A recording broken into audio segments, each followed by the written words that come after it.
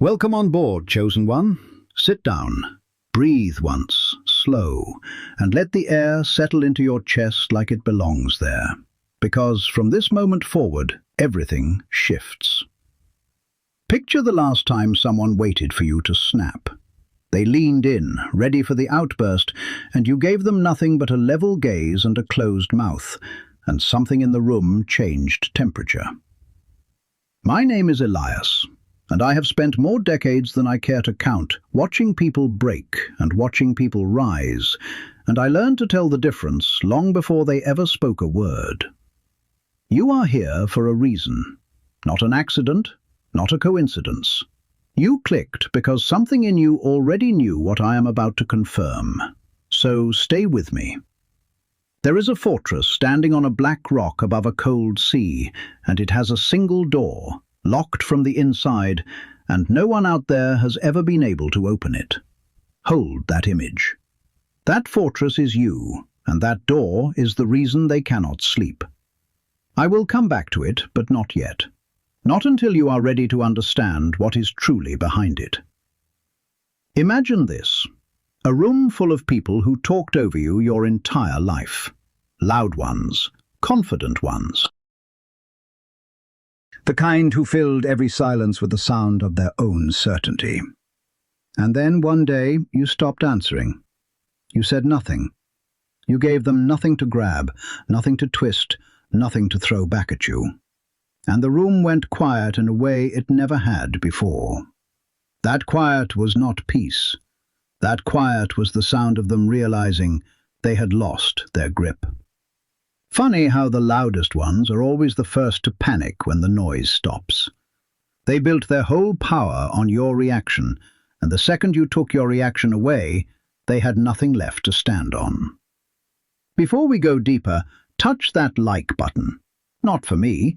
That is simply how the universe marks that you were here, that you crossed this threshold on the night everything changed. And now stay with me, because this is where it begins to open. They hate that. They hate the silence more than any scream, because a scream they can use. A scream is fuel. A scream tells them they still matter to you, that they still live rent-free in the place where your peace should be. But your silence tells them nothing. It reflects them back to themselves, and most of them cannot stand what they see. Picture a man with a sharp tongue and a sharper cruelty, the kind who wins every argument by wearing people down, suddenly reduced to a nervous wreck simply because the one person he could not rattle refused to flinch. He needed the reaction the way a fire needs air, and you closed the window. Good. Here is the truth they will never admit out loud. When they called you too quiet, they did not mean you were weak. They meant they could not read you, and what they cannot read, they cannot control, and what they cannot control, they fear. When they said you were strange, they meant you did not perform for them, and people who do not perform cannot be managed. When they said you needed to open up, they were not worried about your heart. They were fishing for a handle. They wanted access to the room inside you where your decisions are made, and you kept the door locked. That is the decoder for every backhanded thing they ever said. Translate it, and you will never be confused by them again. And I know it did not always feel like power. I know there were nights it felt like the opposite. Because let me name what actually happened to you, plainly, without dressing it up. You were underestimated by people who should have seen you clearly. You were betrayed by ones who called themselves loyal, who smiled to your face and dismantled you the moment you turned around. You were left alone in rooms where you deserved to be surrounded. You were humiliated in small, quiet ways that no one else even noticed, the kind of humiliation that leaves no mark anyone can point to and yet somehow reshapes how you carry yourself. That was real. That happened. I'm not going to pretend it did not, because you deserve to be seen exactly as you are, wounds and all. Here is the part that changes everything, though. If this is landing in your chest right now, if you feel that strange tightening that says, "Yes, this is me," then subscribe and tap the bell, because the ones this was made for do not find it by accident, and I do not want the universe to lose track of you. And now let us return to what they are so desperate to hide, because it goes far deeper than a single quiet room. The universe has not shown you everything yet. What you think is the beginning of your story is actually the aftermath of a war you already won without noticing. The real thing is only starting now. Because that silence of theirs, the one that fell over the room when you stopped feeding them, is not the end of anything. It is the first crack in a wall they spent years building around you. And I am going to show you, slowly, exactly how that crack spreads. But you have to understand the fortress first, and the door, and why you are the only one holding the key. You might ask yourself whether staying quiet made you passive, whether it meant you let them win by not fighting back. No. That is the story they want you to believe, because a fighter who screams is a fighter they understand. You are not passive. You are calibrated. You measured every one of them and decided they were not worth the weapons you carry. Withholding your voice was not surrender, it was a judgment, delivered in silence, and they felt the verdict even if they could not read the words. They never saw that while they talked, you were quietly studying every one of them. That silence became armor before it ever became a blade, and this is the layer most people miss. When you refuse to react, you close every entry point they have. A reaction is a door left open, and they walk through it and rearrange your furniture and leave the lights on to drain you. But you learned, whether you meant to or not, to keep the door shut. And a fortress with a sealed door does not have to be aggressive to be undefeatable. It simply has to remain closed. That is why they threw everything they had at you, and none of it stuck. They were not fighting a man who fought back. They were fighting a wall that would not fall, and there is nothing more maddening to a person who lives for reactions than a target that gives them absolutely nothing. Think of the young man who came to me convinced he was broken because he never knew what to say in the moment. He would walk away from confrontations replaying them, wishing he had fired back the perfect line. It took him a long time to understand what I saw the moment he described it. His silence in those confrontations was not a failure of nerve. It was his instinct refusing to hand ammunition to people who wanted to use it. Once he understood that, he stopped grieving the words he never said and started recognizing the power in the ones he swallowed. That shift changed the way he walked into every room for the rest of his life. I watched it happen. I have watched it happen again and again, and I am watching a version of it happen to you right now. So here is where the tension begins to sharpen. Most people who start walking this path leave right about here, because comfort is easier than truth. And the truth I'm about to hand you demands that you stop seeing yourself as the one who got hurt and start seeing yourself as the one who was being forged. Not everyone can make that turn. Not everyone should. But you did not arrive here by chance. You were pulled. And if you truly are one of the ones this was built for, you already feel it in your chest right now. A low, steady pressure like something ancient recognizing itself. That feeling is not excitement, it is confirmation. So do this. Leave the code 777 in the comments. Not for luck, not because it is a trend. Leave it because it is a signal, a quiet flare sent up into the dark, so the universe and I both know you crossed the threshold instead of turning back at the edge. And keep that like pressed, because the ones who mark the moment are the ones who remember it later. The signal matters.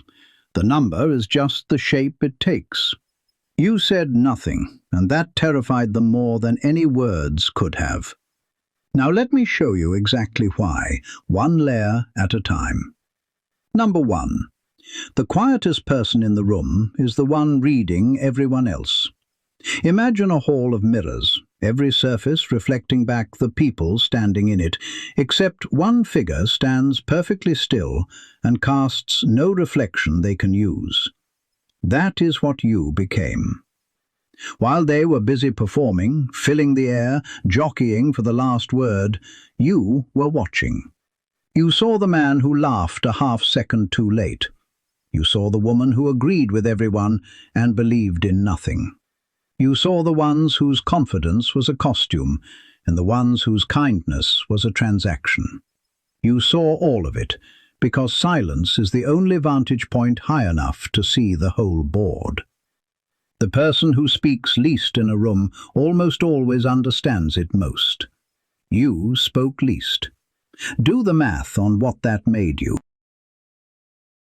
You might ask yourself whether all that watching just made you an outsider, someone standing at the edge of every gathering, never fully in it. Nope. It made you the only one who could see the game, while everyone else was a piece on it. The outsider is not the exile. The outsider is the one standing where the view is clearest. They thought your quiet meant you did not belong. Instead, your quiet meant you belonged to something they could not access, a vantage point above the noise where the truth of every person laid itself bare. Your weakness, the thing they mocked as awkwardness or coldness, was the sharpest instrument in the room. You did not need to speak to know them. You already did. And people are terrified of anyone who knows them without being told. That terror is the whole point. Hold on to it, because it feeds directly into what comes next. Number 2. The louder they get about you, the more of themselves they reveal. Imagine a river running clear until someone starts thrashing in it, and suddenly the water clouds with everything stirred up from the bottom. That thrashing is them talking about you when you are not there. Every rumor, every complaint, every whispered concern about how strange or distant or difficult you are, it does not describe you. It describes them. It shows exactly what they fear, exactly what they envy, exactly where their own insecurity lives. When someone cannot stop talking about a person who barely speaks, they are not analyzing that person. They are broadcasting their own wound. Watch it happen, and you see people narrate their own weaknesses to anyone patient enough to listen. You gave them a blank surface, and they painted their fears all over it. That is the trap of the quiet one. The silence acts like a screen, and every anxious mind in the room projects its own movie onto it. The insecure see arrogance, the guilty see judgment, the weak see a threat. None of it is you. All of it is them revealed. You might ask yourself whether their talk damaged you, whether all those words behind your back chipped something away. No. Every word they spent on you was a word that mapped their own fear, drawing you a chart of exactly who could not be trusted and exactly what they were most afraid you would become. They thought they were tearing you down. Instead, they were handing you the blueprint of their own collapse. And that blueprint leads straight into a truth I'm going to make you wait for, because you are not quite ready for it yet. Number 3. A person who owes you nothing and reveals nothing cannot be owned. Imagine a fortress on a cliff, and every siege that ever came against it broke on the walls because there was no gate to storm, no window to climb through, no weakness in the stone. That is what withholding does. When you stopped explaining yourself, stopped justifying, stopped feeding them the running commentary they demanded, you cut every rope they had tied to you. People control others through access. Give them your reasons, and they debate your reasons. Give them your feelings, and they weaponize your feelings. Give them nothing, and they are left standing outside a wall with their tools useless in their hands. The most manipulative people alive go completely helpless against one thing and one thing only: a person who simply will not open the door. Now, here is where it deepens, and I promised you the real reason for their sleepless nights, but not yet, not fully. First, understand this. Your refusal to explain was read by them as a kind of power they could not name, and things people cannot name, they feared in the dark. You might ask yourself whether staying closed off made you cold, unreachable, alone in your own fortress. No, it made you sovereign. A ruler does not owe the mob an explanation for every decision, and you stopped owing it long ago. What they called your coldness was actually your crown, and the loneliness that came with it, the ache of that sealed door, is exactly what I am going to turn inside out for you very soon. Because that solitude was never a prison. It was the throne room, and you have been mistaking it for a cell. Watch how this connects. The one who reads the room, the one whose blankness reveals everyone else, the one no siege can breach, they are the same person, and that person is you. And every layer I add makes the picture harder for them to ignore. These are not three separate truths. It is one truth turning in the light, showing a new face each time. And the deepest face of it, the one that explains why they lie awake, is still ahead. Stay with me, chosen one, because we are only now approaching the thing all of this has been circling from the very first word. Number 4. The one who withholds his voice keeps the only thing they truly wanted. Imagine a blade resting in fire, not being used, just heating, the metal glowing brighter and brighter, while everyone in the room watches, and no one dares reach for it. That was your voice. They wanted it. They pushed for it. They provoked, they baited, they cornered you, and demanded you explain yourself. And every time you handed them silence instead, the blade grew hotter, and they grew more afraid to touch it. Because a weapon that has never been drawn is more terrifying than one already swinging. They know the swing, they can dodge the swing, but the blade in the fire, the one you refuse to draw, could be anything, and their imagination fills that unknown with every fear they carry. Have you ever noticed how the people most desperate for your reaction are the ones who fall apart fastest when they cannot get it? Picture a woman who controlled every conversation she entered, who won every room by talking louder and longer, coming completely undone against one man who simply would not give her the argument she was hunting for. She escalated, she provoked, she said things designed to force a reaction, and he gave her nothing but calm, and within weeks she was the one losing sleep. Because a person who cannot make you react has no idea how much power you actually hold, and the not knowing devours them from the inside. The one who withholds always ends up holding the room. You might ask yourself whether keeping your voice locked away meant you were suppressing yourself, swallowing what you should have released, letting it rot inside you. No, you were not suppressing, you were reserving. There is a canyon between the two. Suppression is fear closing your mouth. Reservation is power deciding the moment is not worth the words. You were never afraid to speak. You simply refused to waste the blade on people who did not deserve to feel its edge. They mistook your restraint for weakness, and that mistake is the most expensive one they ever made. They thought your silence meant you had nothing. Instead, your silence meant you had everything and were choosing not to spend it on them. And that choice, that terrible, patient choice, is what leads us to the reason they cannot close their eyes at night. We are almost there. One more layer first. Number 5. Their sleeplessness has a single source, and it is not what you are told. Imagine a house where every night one person lies awake staring at the ceiling, replaying a conversation that never happened, arguing with the version of you that exists only in their head. That is the real aftermath. Here is the truth they will never admit.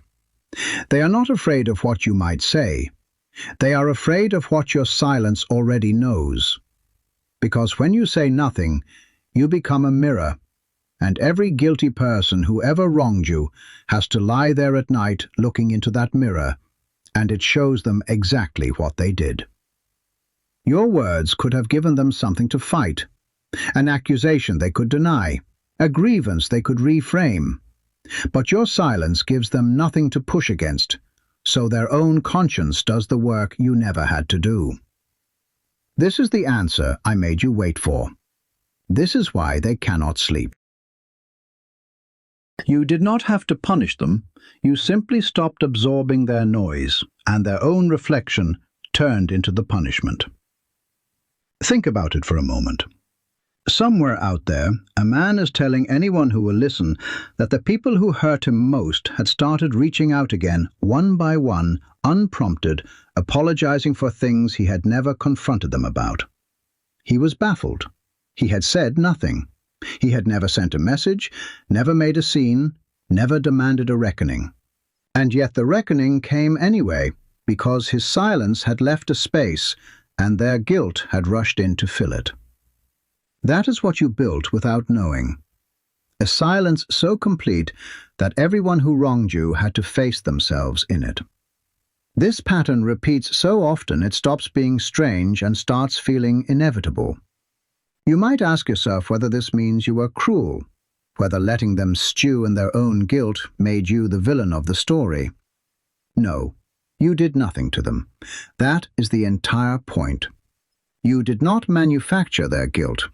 You simply stopped drowning it out with your reactions, and what surfaced was theirs, entirely theirs, the natural weight of what they had done.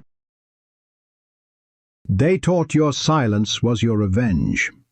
Instead, your silence was just the absence of your noise, and it was their own conscience that came for them in the dark. They lie awake because their reflection will not let them rest, and you never had to lift a finger. And here is where it turns, because that same silence that haunts them is the very thing that gave you the deepest form of peace. And I'm going to show you how the wound of your isolation became the source of a power they will never touch. Number 6. The loneliness that broke you was the fire that made you unbreakable. Imagine a seed buried in cold, dark soil, cut off from the sun, surrounded by nothing but pressure and silence, and everyone assumes it is dead down there in the dark. But the dark is not killing it. The dark is where the root goes deep, deeper than any plant that grew easy in the light. And when it finally rises, it cannot be knocked over, because everything soft in it was already tested underground. That was your isolation. It felt like exile. It felt like the whole world had a door you were never given the key to. And I will not pretend those nights were not real, because they were, and they were heavy, and no one saw the weight of them but you. But here is what the loneliness actually did. It forced you to build a self that did not depend on anyone else's approval to stand. Most people never do this. Most people are held upright entirely by the opinions of the crowd around them, and the moment that crowd turns, they collapse, because they were never load-bearing on their own. You were forced to become load-bearing, alone, in the dark, without permission. And that is why the storms that flatten others barely move you now. You already survived the worst storm there is, the one where you had to hold yourself up when no one else would. People who are never truly alone crumble at the first real abandonment, while people forged in solitude stand through things that would have ended anyone else. You are the second kind. The universe made sure of it, and it did not ask your permission first, and it left the fortress standing on that black rock above the cold sea. You might ask yourself whether all that solitude just made you unable to connect, whether the fortress you built to survive is now a prison that keeps everyone out. No, the fortress was never the prison. The fortress is what let you finally choose who to let in on your terms, from a position of strength instead of desperation. The lonely one who learns to be whole alone is the only one who can love without needing, connect without clinging, and walk away from anyone unworthy without breaking. That is not isolation. That is freedom that most people will never taste. They thought your solitude made you weak and unloved. Instead, your solitude made you the one person in the room who does not need the room at all. Life did not abandon you in that dark soil. It was keeping you there, sealed away from the wrong hands until the moment you are ready to rise. And if you have made it this far, if these words are threading through you like they were written for exactly one person, then know this is one of the rare few this was built for, and the ones who feel that are the ones who are meant to. Now watch how the fortress starts to open, because there is one truth left that changes the shape of everything, and you are finally close enough to see it. There is still something I have not told you. One truth that rearranges every layer beneath it, the deepest stone in the whole fortress. But you are not quite ready for it yet, because to understand it, you first have to see what your silence did to the people who left, and how every one of them, without meaning to, drew you a map you could never have made yourself. That map is next. And when you see where it leads, you will understand why the door of the fortress was never locked to keep you in. It was locked to keep you from opening it 1 second too soon. Number 7. Every person who walked away drew a line on a map you could not see. Imagine a hunter standing perfectly still in a forest at dusk, and one by one the animals reveal themselves, not because he chased them, but because his stillness let them forget he was there. That is what your silence did to the ones who left. When you stopped performing, stopped chasing, stopped filling the air with reassurance, the ones who only stayed for the performance drifted off. And every single departure told you something. The friend who vanished the moment you stopped being useful. The ally who was loyal only to your applause. The one who claimed to love you, but loved the version of you that stayed small and quiet and easy to stand beside. They all left tracks. Your stillness turned the whole forest into a map, and every exit marked exactly where a trap had been.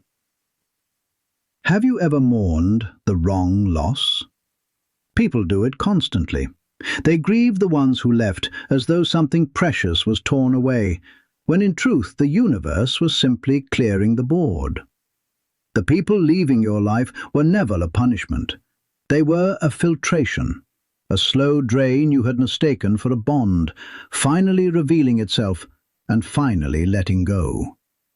The silence you kept did the filtering for you. You did not have to cut anyone off. You just stopped feeding the connection, and the ones who were only there for the food wandered away and revealed themselves as exactly what they were. Look back at every empty chair, and you will see it was never really occupied. You might ask yourself whether all those departures mean you are hard to love, whether something about you drives people off. No, what drives them off is that you stopped being easy to use, and there is an ocean between being hard to love and being hard to exploit. The ones who left did not leave because you were unlovable. They left because you became unusable to them, and that is a compliment written in the language of their absence. They thought your silence pushed people away. Instead, your silence sorted them, keeping the true ones and releasing the parasites. And every empty chair at your table is a seat that was poisoning the meal. Losing them was never the loss it looked like.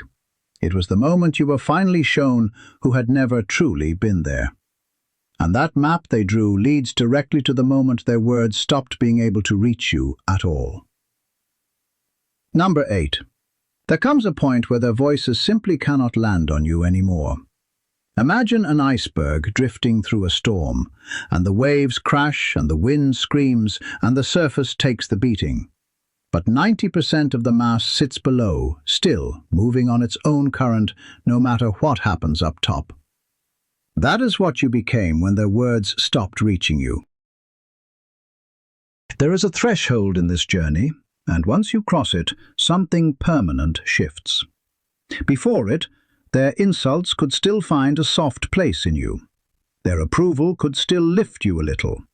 You were still, in some hidden corner, tethered to what they thought. And then one day you crossed the line, and the tether simply was not there anymore. They could praise you, and it changed nothing. They could attack you, and it landed on nothing. You had moved below the surface, and the storm they lived to create had lost its target. This is the moment they fear most, though they can rarely name it. Because as long as their words could still move you, they still had power, still had a way in, still mattered.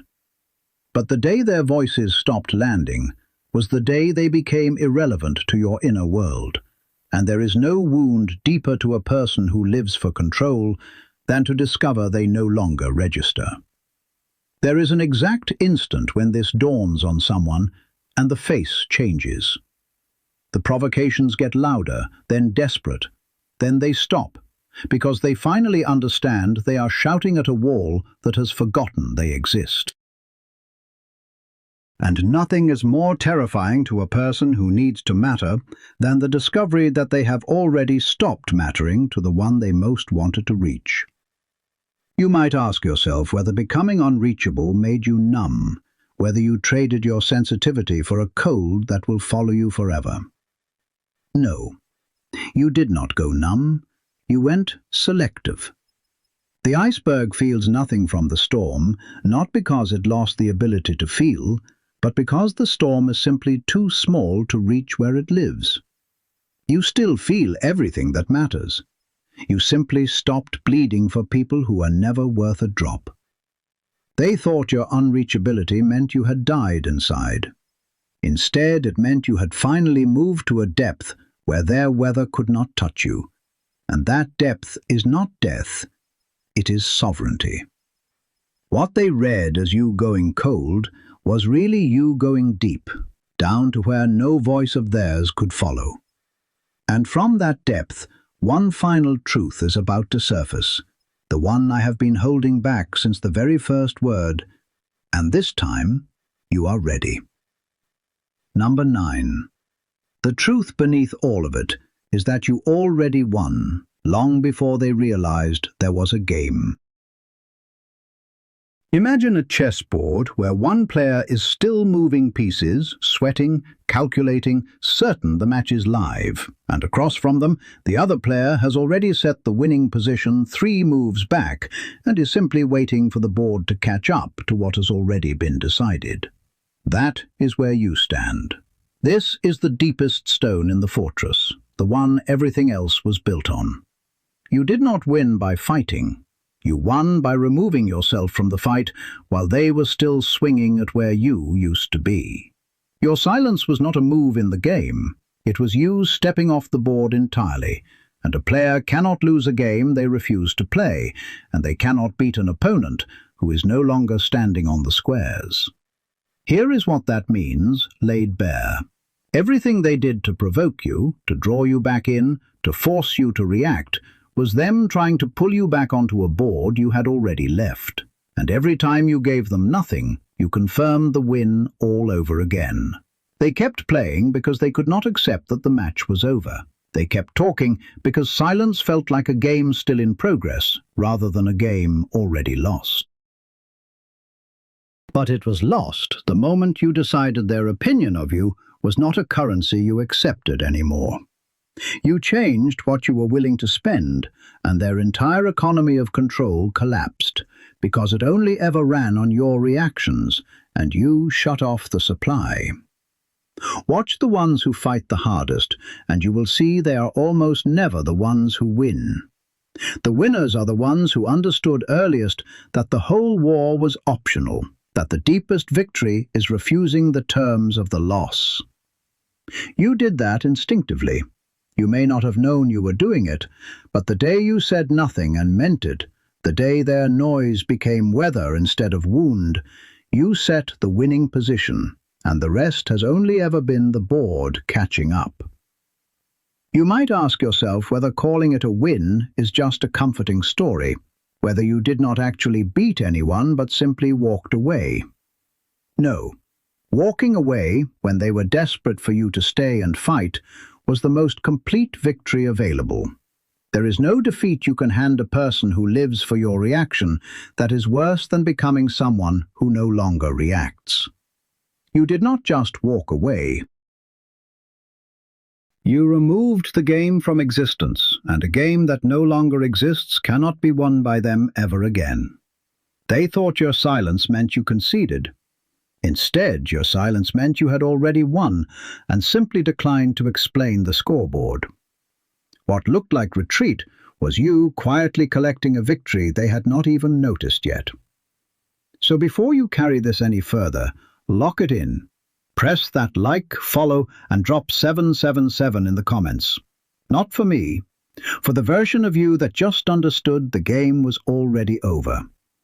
And now stay close, because there is one shift left, the point past which none of them can ever reach you again, and once you cross it, the fortress changes forever. Watch how it all threads together. The one who read the room, the mirror that revealed them, the wall no siege could breach, the blade left in the fire, the reflection that stole their sleep, the seed forged in the dark, the map drawn by the ones who left, the iceberg below the storm, and now the game already won. 9 stones in the same fortress, each one making the next impossible to ignore. And we are approaching the moment where the door itself comes into play, because there is a reason it was locked from the inside, and you are the only one who ever held the key. Number 10. The point of no return is not a place you arrive at, it is a door that closes behind you. Imagine walking down a long corridor of stone, the same cold stone as the fortress on that black rock, and behind you, one by one, the doors you pass through swing shut, and you hear each of them seal, and you understand that the way back no longer exists. That corridor is the path you have been walking without naming it.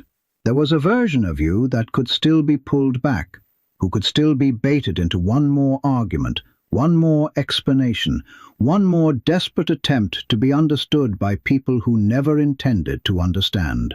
And then somewhere along the way, that door closed. You could not go back to that version even if you tried, because you had seen too much, understood too much, felt the peace on the other side too clearly. Once you have tasted the silence that cannot be breached, the noise loses all its flavor forever. This is the moment their words permanently lose the ability to touch you.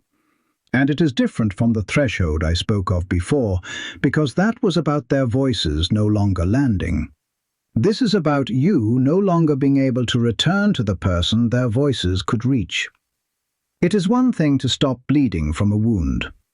It is another to grow skin so thick the blade cannot find you at all. You crossed from the first into the second, and this crossing terrifies them more than anything, because a person who has merely toughened up can still be worn down over time. But a person who has crossed the point of no return has become a different creature entirely, and their old tools were made for the old you, the one who no longer exists. Ask anyone who has reached this point, and they describe it the same way. They say it felt less like a triumph and more like a quiet click, a lock turning somewhere deep inside, and afterward the people who used to control them seemed almost small, almost pitiable, still swinging weapons at a ghost. The strangest part, they will tell you, is that the anger goes too, because anger requires that someone still matters enough to be angry at, and they had simply stopped mattering that much. That is the point of no return. Not rage, not revenge. Just a door closing so softly behind you that the ones on the other side never even hear it seal. You might ask yourself whether crossing this point means you have hardened into something bitter, something closed off from the world forever. No.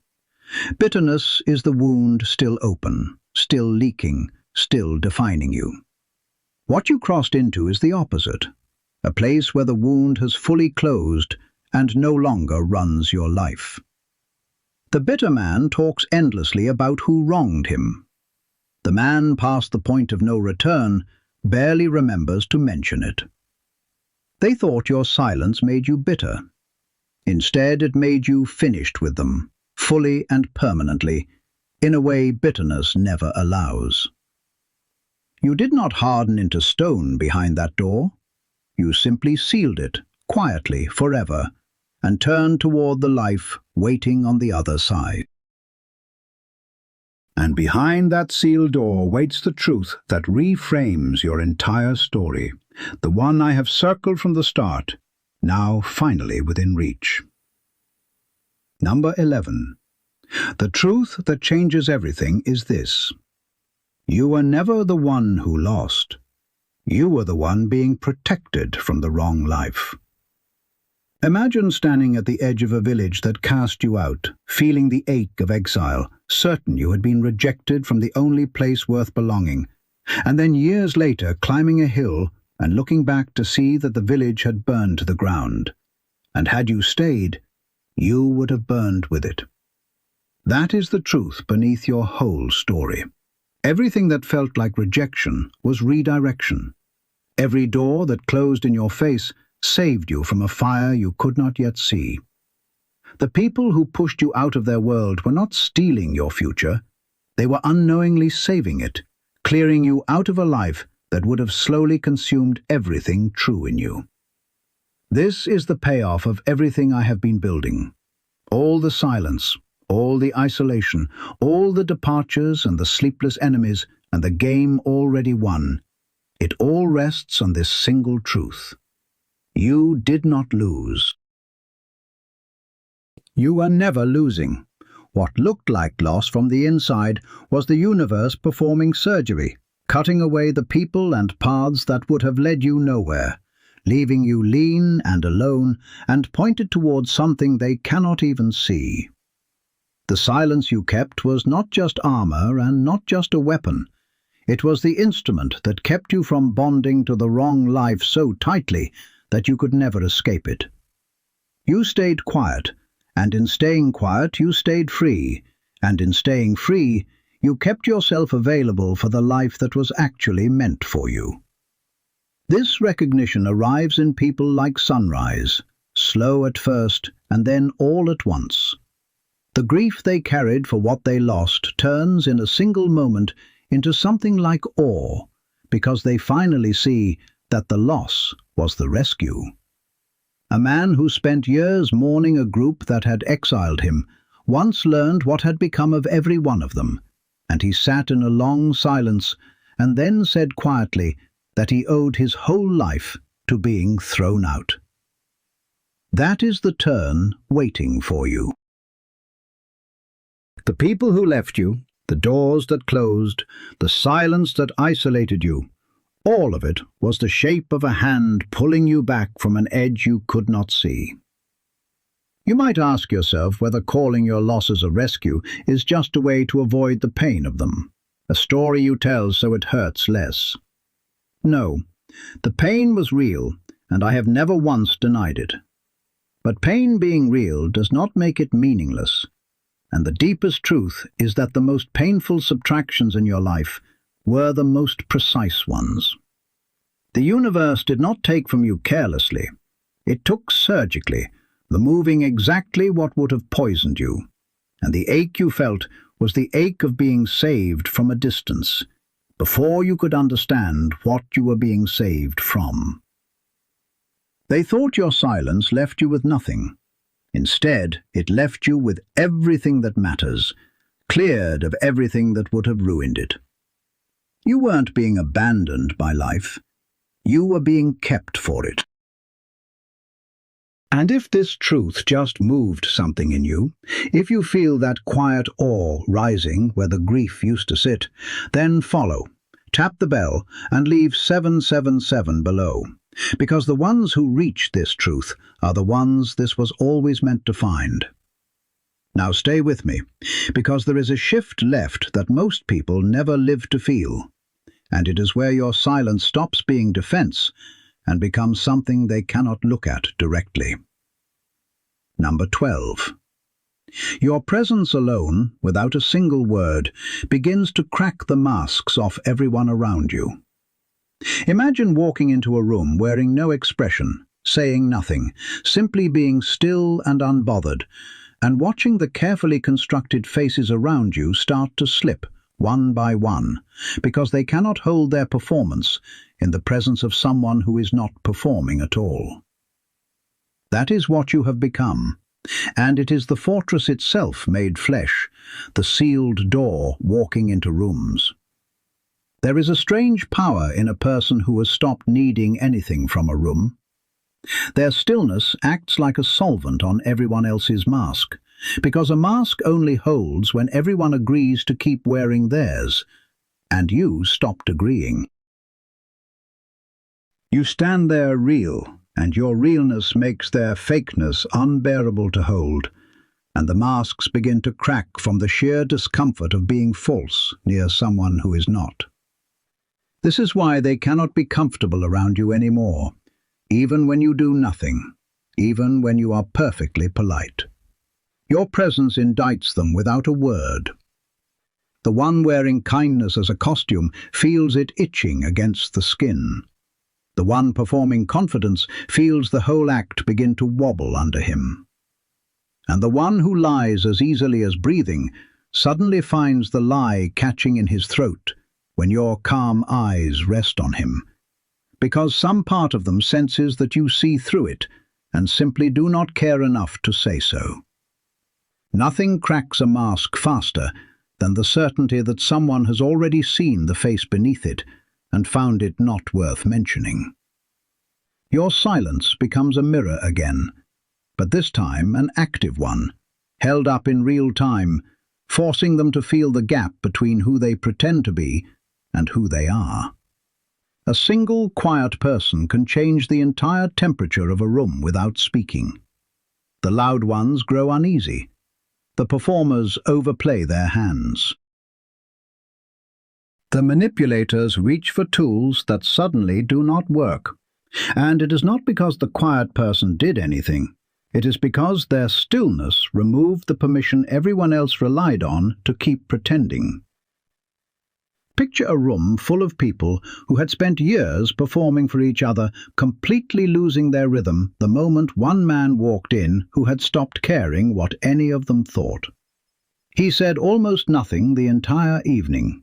By the end, half of them had said things they immediately regretted, cracks in their own masks they never meant to reveal, all because his stillness made the pretending impossible to sustain.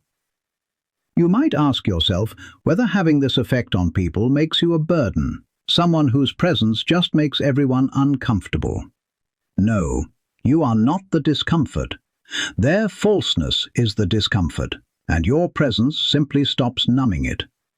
The comfortable feeling they had before was the comfort of shared pretending, and you did not destroy their peace, you just declined to participate in the lie that let them fake it. They thought your silent presence made them uneasy for no reason. Instead, it made them uneasy because it revealed exactly how much of them was a performance. You were never the one making anyone uncomfortable. You were only making the truth impossible to hide. And that revealing power leads to the final movement of this whole story, the moment the fortress door finally opens from the inside, on your terms alone. Number 13. The door of the fortress was locked from the inside, and that changes what your whole life has meant. Imagine that fortress again, the one I asked you to hold in your mind at the very beginning, standing on its black rock above the cold sea, with a single door no siege could open. All this time they assumed the door was locked to keep them out, that you had barred yourself away out of fear, hiding from a world that hurt you. But here is the truth that rearranges everything. The door was never locked from the outside by them. It was locked from the inside by you. You held the only key, and you kept it turned, not because you were afraid of the world, but because you were guarding something inside worth more than anything the world was offering. You were not hiding, you were protecting. There is a canyon between a prisoner and a guardian, and everyone mistook you for the first, when you were always the second.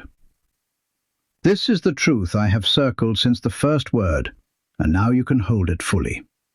Every year they thought you were trapped behind that door. You were the one standing watch over it, deciding who was worthy to enter, and finding almost no one who was. The silence, the distance, the unreachability, all of it was not the wall of a cell. It was the wall of a vault, and you were the keeper. And a keeper does not owe the crowd an entrance. He does not apologize to anyone for the lock on his own door. He simply guards what is precious until the right moment and the right people finally arrive. And until then, the door stays sealed from the inside, on your terms alone. Some people carry the shame of that locked door for years, believing it means something is wrong with them, that they are cold or broken or incapable of letting anyone in. And then one day they realize the door was theirs the whole time, that they held the key the whole time, that they were never locked away against their will, but standing guard by their own choice. The shame turns to something else in that moment. It turns to a strange, steady pride, the pride of a person who finally understands they were never the victim of the fortress. They were its master all along. That realization is waiting for you now, if you will take it. You might ask yourself whether keeping the door locked all these years meant you missed out on the world, that you sealed yourself away from a life you could have had. No, you did not miss the world. You declined the counterfeit of it, and you held out for the real thing. The lock was never a rejection of life. It was a refusal to trade the true life for the cheap one that kept knocking. They thought your locked door meant you were shut off from living. Instead, it meant you were guarding a life too valuable to hand to the wrong people. You were never a prisoner behind that door, not for a single day. You were the sovereign standing over it. And now, at last, you can decide when it opens, and that decision belongs to no one but you. Number 14. When you finally choose to open the door, it will be an act of power, not surrender. Imagine standing at that door with the key in your hand, and for the first time you turn it, not because anyone forced you, not because you finally caved to their demands, but because you looked out and saw someone worthy on the other side, and you chose. That choice is the most powerful thing you will ever do, because it comes from fullness instead of need. Most people open every door in their life out of desperation, flinging themselves at anyone who shows interest, terrified of the empty rooms behind them. But you will open yours from a fortress that was already complete, already whole, already at peace without anyone in it. And a door opened from wholeness becomes a genuine gift. A door flung open out of desperation only ever becomes a debt. This is what your entire journey was preparing you for. Not a life of eternal sealing, not a fortress that never opens, but the ability to open it as a sovereign act rather than a surrender. The years of silence taught you to be whole alone, and only someone whole alone can open the door without giving themselves away in the process. When you let someone in now, they receive the real you, the guarded and precious thing given freely by a keeper who chose them. That is a different kind of connection than anything the desperate ever know. They connect out of fear of being alone. You will connect out of the abundance of having mastered being alone. And the person who walks through your door will know, on some level they cannot name, that they were chosen by someone who did not need them, which is the rarest and most valuable thing anyone can ever be given. The difference between these two kinds of opening plays out across entire lifetimes. The desperate keep opening and being emptied, wondering why they always end up hollow. The sovereign wait and guard and open once, deliberately, to someone worthy, and what they build does not drain them because it was never built on lack. You are the second kind now. The whole long silence made sure of it. And when your door opens, it will not be the end of your fortress. It will be the fortress finally fulfilling its purpose, which was never to stay sealed forever, but to keep the treasure safe until the keeper chose to share it. You might ask yourself whether opening the door risks undoing everything you built, whether letting someone in means losing the strength you fought so hard to earn. No. The strength you built is not something you can lose by choosing to share it, because it lives in you, not in the closed door. The lock was the tool, not the treasure. The treasure is who you became while the door was shut, and that comes with you whether the door is open or closed. They will tell you that opening up makes you vulnerable in the weak sense. Ignore them. Opening from a fortress makes you vulnerable in the sovereign sense, which is not weakness at all, but the deliberate generosity of someone who has nothing to fear. You are never building a wall to hide behind forever. You are building a home you could one day choose to share. Number 15. Everything you endured was the making of someone the world cannot break, and that person is now fully awake. Imagine the fortress at dawn, the black rock catching the first light, the cold sea gone gold, and the keeper standing at the open door, whole, unbroken, sovereign over everything that was done to them. That is you, at the end of this journey and the beginning of what comes next. Look back now at the entire path, the quiet that terrified them, the silence that revealed them, the wall no siege could breach, the blade left in the fire, the reflection that stole their sleep, the seed forged in the dark, the map drawn by everyone who left, the iceberg beneath the storm, the game already won, the point of no return, the truth that your losses were rescues, the presence that cracked their masks, the door locked from the inside, the choice to open it as power.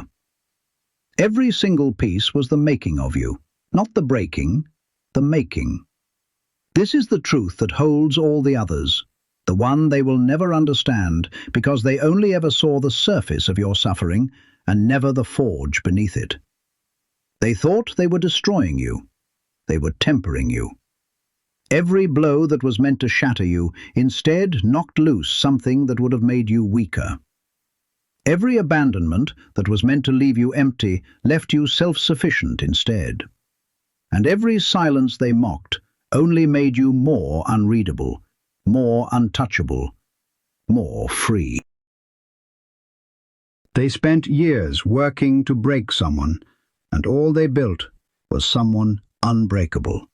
And the cruelest irony for them is that they did it with their own hands, entirely by accident, and can never take it back.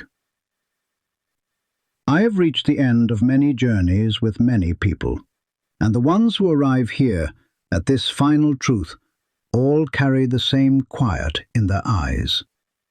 It is not the quiet of the wounded anymore, It is the quiet of the sovereign, the quiet of someone who looked back at the whole terrible road and understood finally that it was never leading them to ruin. It was leading them here, to this dawn, to this open door, to this unbreakable self standing in the gold light with the key in their hand. That is where you stand now. You are not the person who got hurt. You are the person who was forged, and the forging is complete, and no one who comes for you now will find anything left to break. You might ask yourself one last time whether all of this is just a beautiful way to make peace with pain that never should have happened. And I will answer you plainly, as I have the whole way through. The pain should not have happened, and it did, and you cannot change that it did. But you can decide what it made of you, and the truth, the deepest truth of everything I have laid before you, is that it made you into exactly the person no one can ever do that to again. That is not a consolation, that is a coronation. They thought your story was a tragedy. Instead, it was the making of a sovereign, and the sovereign is now awake, whole, and standing at an open door of their own choosing. You weren't broken by any of it.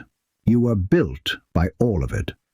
And the fortress on the black rock has finally become what it was always meant to be. Not a prison, not even a vault, but a throne. So mark this moment, chosen one, the moment the whole story turned. Press that like, follow, tap the bell, and leave 777 below, not for me, but for the sovereign you just became. The door is open now. Walk through it whole.